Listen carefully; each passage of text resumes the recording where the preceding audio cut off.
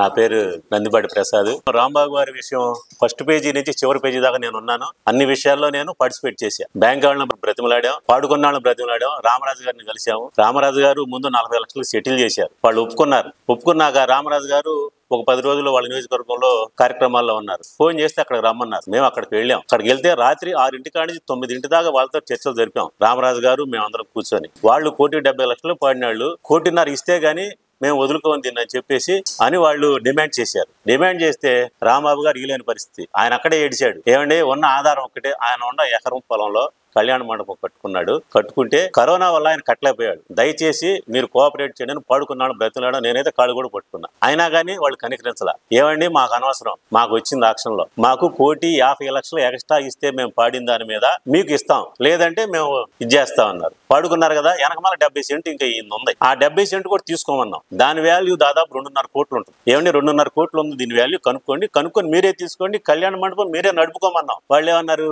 50,00,000 అయితే ఇస్తాం మేము ఆ 70 సెంట్కి, అట్లయితే తీసుకుంటామన్నారు. మరి ఎంత అన్యాయం అండి ఇది. ఆయన ఆత్మహత్య చేసుకోకపోతే 50 మంది వెళ్ళి ఎమ్మెల్యే గారిని రిక్వెస్ట్ చేసాం. రిజిస్ట్రేషన్ చేయించుకోవడానికి వాళ్ళు వస్తే బాకీదారులు వెళ్ళి రిజిస్ట్రేషన్ అడ్డుకున్నాం. ఏమయ్యా, మీరు వచ్చి పాడుకుంటారు, ఆ వెనకమాలది ఎవరు కొనరో ఆ బాకీలు మాకు ఎవరిస్తారు, మా బాకీలు సెటిల్ చేసి మీరు రిజిస్ట్రేషన్ అప్పుడు దాకా ఆగండి అని చెప్పాం. ఆ ఉద్దేశంతో వాళ్ళు ఆగారు. కానీ ఎమ్మెల్యే గారు ఎక్కడ ఇన్వాల్వ్ రిజిస్ట్రేషన్ ఆపమని ఎక్కడా అనలేదు. ఆయన చెప్పిన సలహా ఏంటంటే, రామరాజు గారు ఆ ఏరియాకి చెందిన వ్యక్తి కాబట్టి మీరు అక్కడికి వెళ్ళి రామరాజు గారితో మాట్లాడండి, వాళ్ళని పిలిపించి మాట్లాడతానని అన్నారు. మరి ఇంత దారుణమైన సంఘటనలు ఇక్కడ జరిగితే మరి ఒక పేపర్లో మన 3వ తారీఖు వచ్చిందాన్ని ప్రత్యేకంగా ఈ మండపం గురించి కూడా రిజిస్ట్రార్ని బెదిరించారు అనే పాయింట్ ఎస్పెషల్ బాక్స్ కట్టి రాశారు. అది ఎంతవరకు న్యాయం అండి? 25 ఏళ్ల నుంచి కాపాడుకుంటూ వస్తున్న పరువుని ఒక్క రోజులో మీరు తీయాలనుకున్నారు. ఇది చాలా అన్యాయం, దురాక్రమం, దుర్మార్గం కూడా. మరి ఎట్లా అండి, ఎంత బాధపడి ఉంటాడు ఆయన? మరి 25 ఏళ్ళు వాళ్ళ నాన్నగారి టైం నుంచి ఎమ్మెల్యేగా చేస్తున్నారు. వారు మినిస్ట్రీ వచ్చింది అనుకుంటున్నాం మేము నెక్స్ట్ టైము.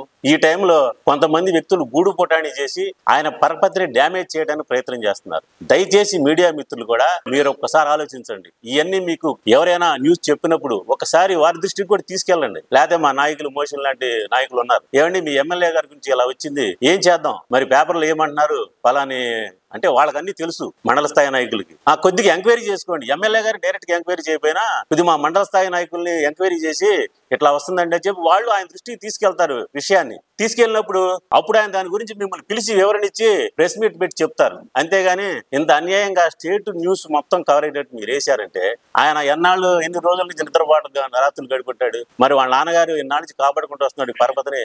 ఒక రోజులో మాకు నమ్మకమైన పేపర్, మళ్ళా బయట పేపర్ కాదు, మాకు నమ్మకం, మేమంటే అభిమానంగా ఉండే పేపరే మాకు ఈ విధంగా చేసిన మాకు ఎంత బాధగా ఉంటుందో ఒకసారి ఆలోచించండి. 3 రోజుల నుంచి మేము 2 రోజుల నుంచి తిరుగుతున్నాం దీని గురించి. ఏం చేయాలి, రెట్టేశారు. ఎస్పెషల్లీ మా రాంబాబు మండపం గురించి చేసేసరికి దానికి మొదటి నుంచి చివరి వరకు నేను ఉన్నాను కాబట్టి ఈ విషయాలని మీకు చెప్పగలుగుతున్నా. పైపెచ్చు మా ఊళ్ళో అందరూ వెంచర్లేస్తారు, చుట్టుపక్కల 1-2 ఎకరాలు కొనుక్కొనేస్తారు. ఎక్కడ మేము కన్నెత్తి కూడా చూడడం కూడా. మేము పంచాయతీ బోర్డు సర్పంచ్ ఉన్నాడు, మేము అందరం చూస్తాం, ఒక్క కన్నెత్తి కూడా మేము చూడం. ఎందుకంటే వారి వ్యాపారం వాళ్ళు చేసుకుంటారు. మేము ఎక్కడ వాళ్ళని రూపాయి అడిగింది లేదు. మరి మా ఎమ్మెల్యే గారు చెప్పి ఇలాగయ్యాని ఎక్కడ చెప్పింది లేదు. మేము ఏ పని మీద వెళ్ళినా ఆయన చక్కగా ప్రసాద్ పలానాళ్ళని కలవండి, ఈ పని అయిపోయింది. ఎవరు వెళ్ళినా మా ఇక్కడ కూర్చున్న వాళ్ళందరూ వెళ్తారు. సార్ మా గ్రామస్తులకి ఈ అవసరం ఉందండి అని చెప్పగానే ఎమ్మడే స్పందిస్తారు. సహజంగా అంత ప్రాపర్టీని పోగొట్టుకున్న వ్యక్తి గురించి మరి పోయినప్పుడు కనీస ధర్మంగా సార్ 25 ఏళ్ల నుంచి తెలుగుదేశం పార్టీలు వాళ్ళ తాత మున్సిపల్ చేసి కుటుంబం దెబ్బతిందంటే ఎవరైనా మానవత్వంగా ఒకసారి చెప్పడం ధర్మమేగా. తెలుగుదేశం పార్టీ పనిచేసిన వ్యక్తిగా ఒకసారి దీన్ని అంతా రేపు మీడియాలో కవర్ అయ్యేటట్టు చూడండి.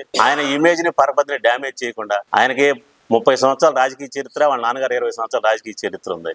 దీన్ని ఒక్క రోజులో డ్యామేజ్ చేద్దామంటే కుదిరేది కాదు. ఆయన గురించి మాకు అందరూ తెలుసు, నియోజకవర్గం మొత్తం తెలుసు. దయచేసి ఏదైనా విషయాన్ని, ఇట్లాంటి విషయాలు వచ్చినప్పుడు మా మండల స్థాయి నాయకులతో చర్చించండి, ఇట్లా జరుగుతుందని. అంతేగాని మీరు మెయిన్ పేపర్లు వేసి దీన్ని ఇట్లా చేయడం చాలా దుర్మార్గం అండి. మానసిక క్షోభను గురి చేస్తున్నారు. ఆయన వత్తదనుకున్న మంత్రి పదవిని అడ్డుకోవడానికి ప్రయత్నం చేస్తున్నారు. దయచేసి ఆయన గురించి తప్పుగా రాయొద్దు. మరి మీరందరూ దీన్ని మీడియాలో, పేపర్లో కవర్ చేసి మాకు సహకరిస్తారని కోరుకుంటున్నాం. Thank you sir.